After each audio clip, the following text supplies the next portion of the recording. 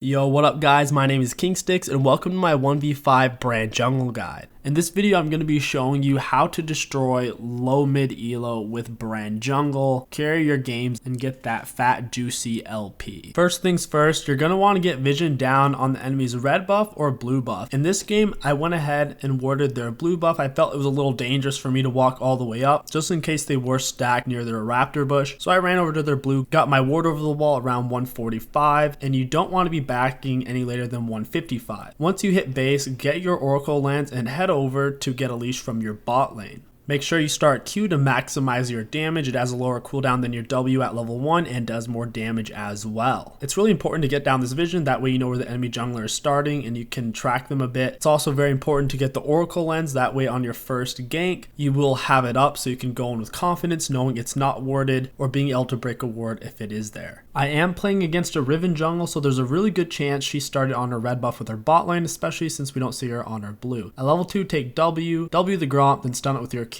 You will take the most damage from Gromp out of any camp since it is range and resets easily, so just expect to smite it and try to recover as much HP as possible. If you don't feel like the enemy jungler is going to invade you, you don't actually have to smite Gromp. You can just skip it and use your W on the wolf camp to recover a lot of HP. Your 100 talisman burn combined with your passive will give you back a lot of HP. It's even better if you do this to the raptor camp. If you're half HP on brand, you W the full raptor camp, run away, don't let it hit you, you will get half of your health back at level 2. In this game though, since I am playing against a Riven, I was nervous she would invade me. So I didn't want to be in a weird situation where I cross through on my raptor camps and she attacks me. So I just wanted to be as full health as possible when I did run into my red buff. On the downside, my smite is down, so I'm using my Oracle lens to make sure this isn't warded and trying to lower the chances of her stealing this from me. After taking blue, Gromp, and red, you'll be level 3 and ready to gank. I see Riven's mid lane and this is perfect. Brand jungle is really strong in 2v2s. I throw out my W since Silas is currently using a spell standing still. Drop my E on Riven, stun the Silas, and then auto the Riven to death. Silas is out of mana, so it's pretty safe for me to stay on top of him. In ganks, try to get down as many red buff auto attacks as possible to slow them down for your Q stun. And I have to move away from the minions because they are tearing me up. The Scuttles are both spawned in at this point. They spawn in at 3 minutes 15. Always stun the Scuttle first and then hit it with your W for the massive damage. Whenever the Scuttle crabs are CC, they do take way more damage, and your W does 25% more damage whenever you're hitting a target that has Blaze on it already. I'm really low on HP, so I don't want to cross through mid and go to the other Scuttle crab. There's a good chance Riven could run straight to it, so it's kind of risky.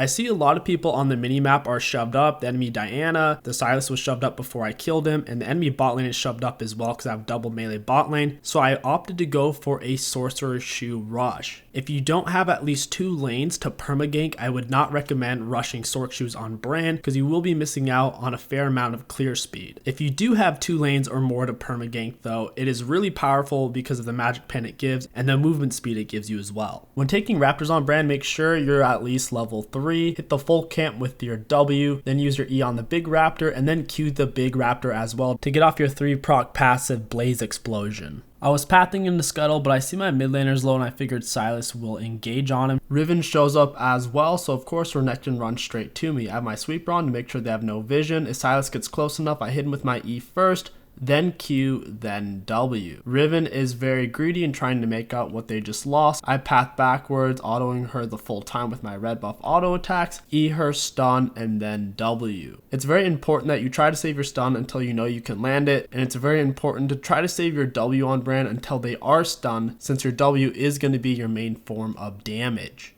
It also does more damage after you've already landed a spell, which is why it's important to try to use it after they're stunned or CC'd in general. Diana is over pushed. It's an easy gank opportunity. When Maokai CCs her, I hit her with W. I then walk up closer to E, and then I get in point blank range to Q. That way she can't dodge it. That's something that I like a lot about getting an early tier 2 boot rush. Whenever you are ahead as a jungler and you have lanes to gank, you can get right on top of the enemy super fast, and most of the time laners won't even have bought normal boots before the 8-minute mark. They're riding a bike on the side of the road and then you pull up in a car and run them over. It's that easy. In this situation, I led with my W since she was already CC'd. I would rather get the guaranteed land that way, just in case I do end up missing my stun. All my camps are down right now anyway, so I want to path back through mid. Sylas is playing aggressive and my Renekton is low on health. Renekton goes in, but it kind of pushes Sylas away. There's no reliable way I'll be able to close this distance, especially since my bot lane's dying and Riven is in the river. It's not a great chase.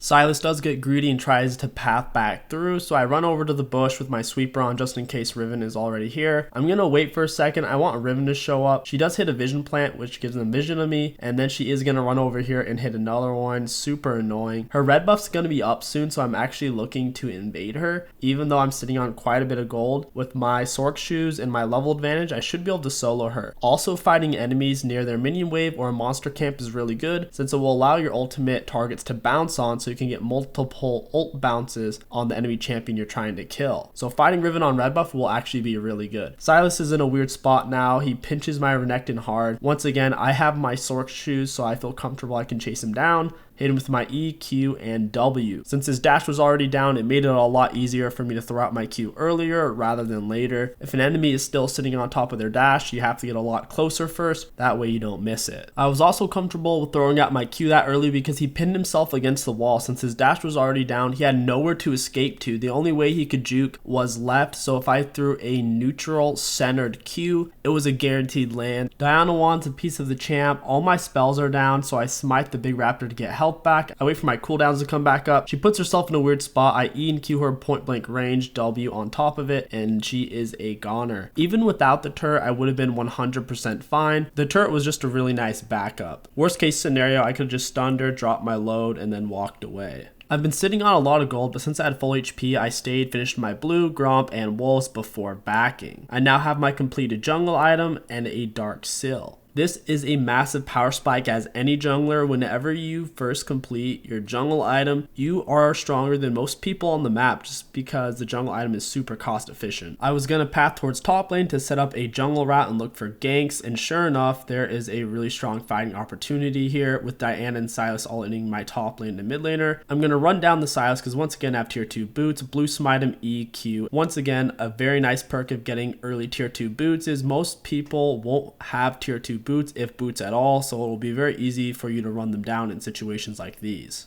Something that's very important that you need to be disciplined and practice is once you have blue smite, try to use it before you use your Q. If the enemies are slowed, it's going to be much more difficult for them to dodge your Q rather than waiting to use your blue smite after they're already stunned. After that fight, I clear my camps, take Scuttle, and push into the enemy's jungle. I want to try to kill Diana on her way to top lane, and she shows up near mid lane, so I'm going to wait in this tri-brush for her. Since 𝐒𝐿𝐂𝐈's pushing the wave, I'm certain she'll come up here because she doesn't want to miss out on the XP, and sure enough, she shows up and uses the blast cone. I E her, Q her point blank range, and then drop W, drop the ultimate, and then use hourglass to avoid the Riven damage and CC. I then engaged my turbo scripts, tossed my Q over the wall, and then my dark harvest finished her off. What you saw there is why I really like taking the free stopwatch. There's a lot of situations in the mid game where having the stopwatch not only can save your life, but can set up some really spicy plays. If I wasn't as fed as I am in that 1v2 situation, the hourglass would have allowed me to stay alive long enough for 𝐒𝐿𝐂𝐈 to back me up and for us to win that 2v2. Teleport coming in hot. This is how you deal with teleports when you're playing Brand jungle. It'll always put them on the back side in the middle of the turret. Just drop your W on top, so right as they come out they get hit. Throw your Q out midair, so right when they get hit by the W, they'll get hit by the Q, and then E them to finish them off. I only took 1 or 2 turret shots there, which is pretty nice for taking a target from 100 HP to 0 HP. Now that Diana's dead, I want to pressure Dragon, but Rakan isn't bot, so I don't really want to start it right now. So in the meantime, I'm going to take Gromp until the map changes up a little bit. After Gromp, I go for the Dragon because it looks like the enemy bot lane's back, so there's no one to really resist me. Riven does show up, but I have the higher level smite, so I'm not too concerned. And then I bait standing still, hoping she's dumb enough to go on me. She doesn't, so instead I'm just going to come bot lane,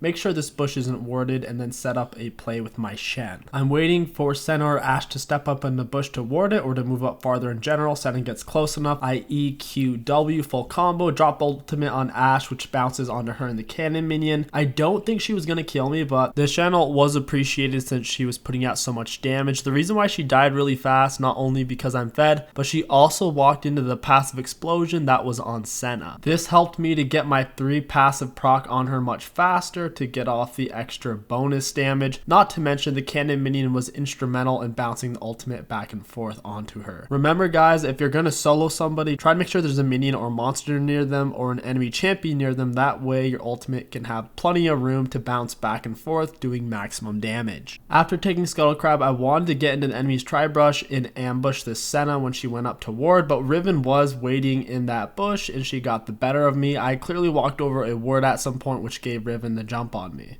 Since I was already missing roughly half my health and she did have ultimate, she killed me pretty much instantly. If I was full health, I easily would have been able to beat her, or if I had my hourglass, same thing. Overall, it was greedy for me to be walking around with half HP, having zero idea where the enemy jungler was, and having my Oracle Lens on cooldown as well, thus me having zero idea if I'm walking over wards or not with half HP. I have hourglass now and I'm farming blue while I'm waiting for my Shen to get the lane. I activate Oracle Lens, pop the plant, I'm in a great position to gank, and I haven't walked over a ward. Notice how I time my pinch with Shen so the enemies have nowhere to run, and they're also running out of minions. As they move towards the wall, I can place a neutral W, and I do end up hitting both of them. At this point, I use my E to splash it onto both. I toss out a Q, and then I'm going to use my ultimate immediately after the Ashe stun wears off on me. As you can tell, with my burst alone, I pretty much one-shot both of them. Of course, Shen helped with his CC and a little bit of damage towards the end part of the combo. This is a good example of a situation where I didn't have to hold on to my W. It was actually much safer for me to use it from a distance first, since there was a lot of different moving parts, turning that in my favor. Riven's being greedy under turret, so I'm trying to get some vision, and I want to set up a dive on her. She steps up a little bit too far. I land a really good stun. Shen follows it up. While she's taunted, I smack her with a fat W, and down goes Riven. That's another thing I like a lot about Brand Jungle compared to a melee jungler like Evelynn. And that dive against Riven, I never really was in harm's way. I was constantly at a distance, and even when I drew turret aggro, I could step out of it pretty much instantly since I'm a ranged champion. If I was Evelynn and went into attack,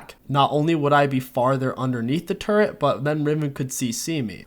Rakan and Shen are pushing in the side lane, so I want to be here to back them up. If the enemies come to collapse on them, or if the enemies overstep in general, I can punish them hard. So I use my Oracle Lens, sweep the vision, and I want to work my way up into this bush near their turret to try to get them underneath the turret. It's around this point the enemies realize that they got spanked by a Brand Jungle and they just don't want to deal with it anymore. And that is going to wrap up this Brand Jungle guide on how to dominate low elo in Season 10 League of Legends. If you guys enjoyed this guide and you want to support the channel, don't forget to like, comment, and subscribe. It helps out immensely with the YouTube algorithm. My name is KingStix. Thank you for watching, and I'll catch you guys next time. It's hard to breathe, but that's alright. Hush.